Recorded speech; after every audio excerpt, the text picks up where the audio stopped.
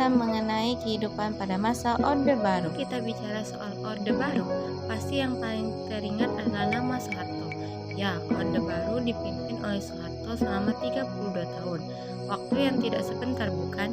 Selama 32 tahun masa kepemimpinannya, banyak kebijakan yang memiliki pengaruh cukup besar terhadap proses berjalannya negara kita ini.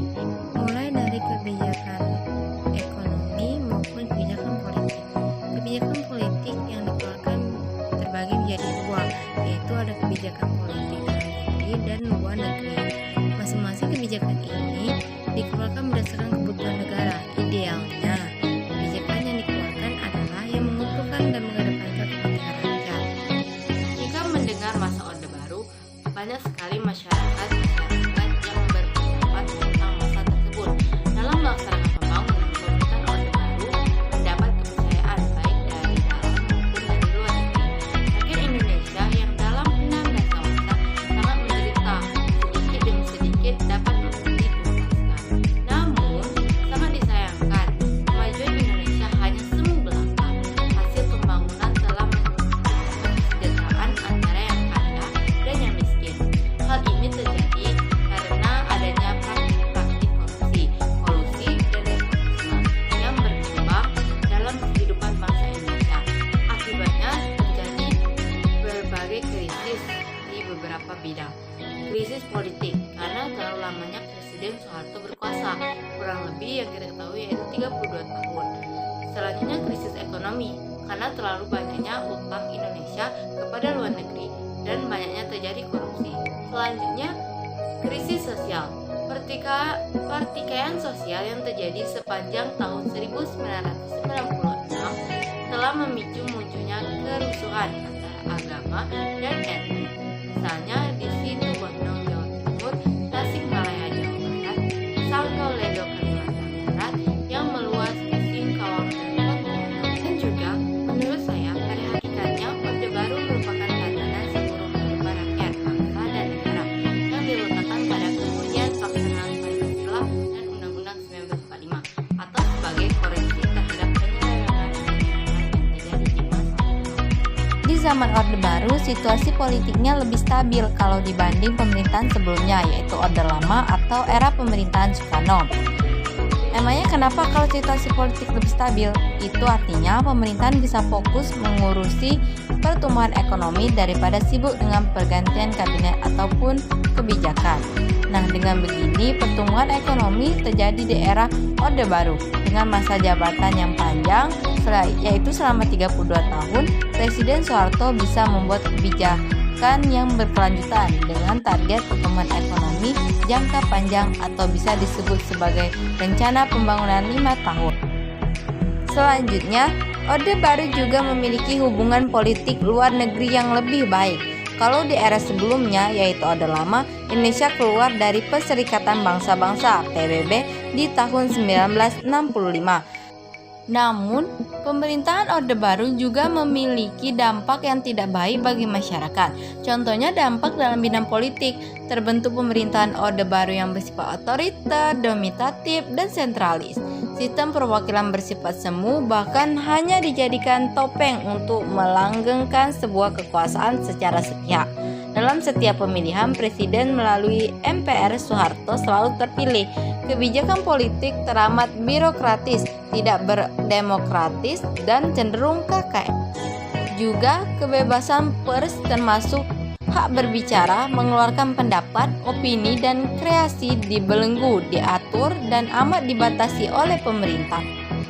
Serta perbedaan ekonomi antara daerah, antara golongan pekerja, antara kelompok dalam masyarakat terasa semakin tajam, menimbulkan konglomerasi dan bisnis yang erat dengan KKN, korupsi, kolusi, dan nepotisme. Pembangunan tidak merata tampak dengan adanya kemiskinan di sejumlah wilayah yang justru menjadi penyumbang devisa terbesar seperti Riau, Kalimantan Timur, dan Riau. Tidak hanya berdampak pada bidang-bidang itu, adapun bidang-bidang lain seperti pemilihan umum yang kurang demokratis.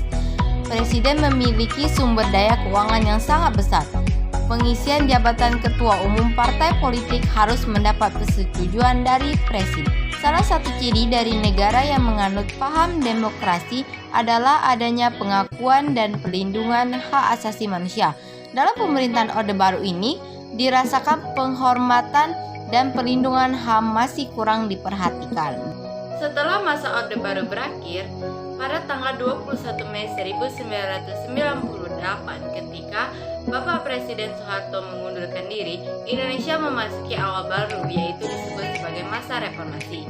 Indikator maju pada masa reformasi ini adalah partisipasi dari masyarakat untuk mengikuti pemilu. Berkaca dari pemilu sebelum masa reformasi, reformasi yang diperingati pada bulan Mei ini mengingatkan para aktivis yang pernah menjadi bagian dalam pergantian rezim. Peringatan reformasi memberikan semangat baru untuk lebih baik dari masa sebelumnya. Menurut saya, munculnya reformasi tidak hanya masalah politik.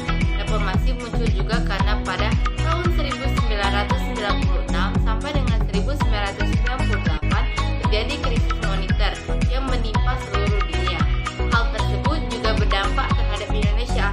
Reformasi muncul tidak hanya satu faktor dari politik, namun bisa kita berkaca dari sudut pandang ekonomi. Kita bisa berpendapat, reformasi adalah gerakan untuk mengubah bentuk atau perilaku suatu tatanan karena tatanan tersebut tidak lagi disukai atau tidak sesuai dengan kebutuhan zaman, baik karena tidak efisien maupun tidak bersih dan tidak demokratis. Membahas mengenai reformasi sangatlah umum karena tergantung dari pandangan orang yang berpendapat. Sebelumnya saya telah menjelaskan reformasi itu adalah suatu kegiatan untuk menuju satu perubahan yang baru dan berubah itu mengarah pada perubahan yang positif. Pada saat pemerintahan reformasi pada pemerintahan yang dipimpin oleh Pak Presiden B.J. Habibie yang dimulai sejak pengunduran diri Pak Presiden Soeharto, itu menurutku sangatlah baik dan sangatlah berpengaruh dengan Indonesia pada saat ini. Bayangkan saja, sebelum reformasi di segala bidang pada tahun 1999 itu yang terjadi akibat krisis multidimensi, keadaan Indonesia sangatlah parah, baik di bidang ekonomi, politik, dan lain-lain, apalagi ditambah dengan budaya KKN yang merajalela. Menurut saya, hal yang dilakukan Pak Presiden B.J. Habibie ketika melakukan referendum Timor adalah tindakan yang tepat walaupun tidak mempertahankan kebutuhan NKRI. Tapi dengan begitu mereka dapat memutuskan nasib mereka sendiri. Reformasi dapat tercipta karena orang-orangnya menginginkan perbaruan di berbagai bidang, baik politik, sosial, ekonomi, dan kebebasan untuk menyuarakan pendapat tanpa takut dibalas todongan betil oleh penguasa. Dengan kata lain, ada impian untuk mewujudkan masyarakat madani. Reformis sebagai motor dalam menjalankan segala aspek kehidupan di masa reformasi. Itu sudah seharusnya meninggalkan nilai-nilai otoriter Orde Baru dan turunannya yang gagal. Masa reformasi diharapkan mampu menyajikan perubahan cepat, kolektif, dan bercorak pembaharuan. Salah satu perubahan besar yang terjadi pasca reformasi adalah pembatasan kekuasaan presiden. Pada era Orde Baru, Soeharto dapat dipilih berkali-kali sebagai presiden tanpa ada periode pembatasan. Selain itu, wewenang presiden pada era reformasi tak sekuat seperti di era Soeharto, berkuasa selama 32 tahun. Misalnya, presiden bukan lagi satu-satunya pihak yang punya kekuasaan untuk membentuk undang-undang.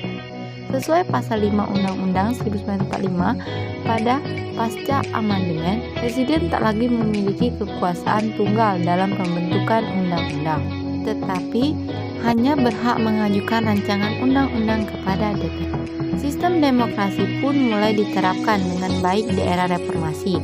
Hal yang paling menonjol adalah sistem pemilihan umum yang memungkinkan presiden dipilih langsung, tidak lagi dipilih melalui oleh Majelis Permusyawaratan Rakyat melalui sidang umum MPR.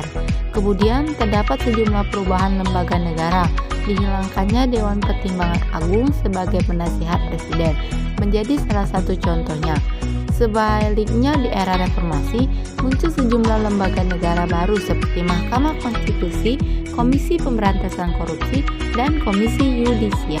Jadi menurut pendapat saya di sini, era reformasi ini sudah lebih baik dari era sebelumnya karena adanya kebebasan berpendapat dan kepentingan yang tidak pernah direalisasikan pada masa Orde Baru. Dan juga berkurangnya cara-cara kekerasan terhadap masyarakat yang berusaha mengkritik pemerintah, di mana pada masa Orde Baru dulu tokoh-tokoh pengkritik pemerintahan akan dipenjarakan, dan adanya para Petrus, penembak misterius yang diduga pembunuh bayaran pemerintah yang bertugas untuk menghabisi orang-orang yang berusaha membuka kedok pemerintah. Kemudian pembaikan bidang hak asasi manusia yang pada masa Orde Baru banyak dilanggar oleh pemerintahan sendiri. Jadi, menurut saya keduanya memiliki hubungan, yaitu pada saat Orde Baru masih banyak memiliki kelemahan seperti keterbatasan hak rakyat, pemusatan kekuasaan di tangan presiden, pemilu yang tidak demokrasi, korupsi, kolusi, nepotisme. Dari situlah Soeharto mengundurkan diri dan diganti oleh B.J. Habibie, di mana pada masa reformasi mengalami perbaikan atas kelemahan Orde Baru. Dan yang saya tahu pada saat reformasi inilah terjadi amandemen sebanyak 4 kali.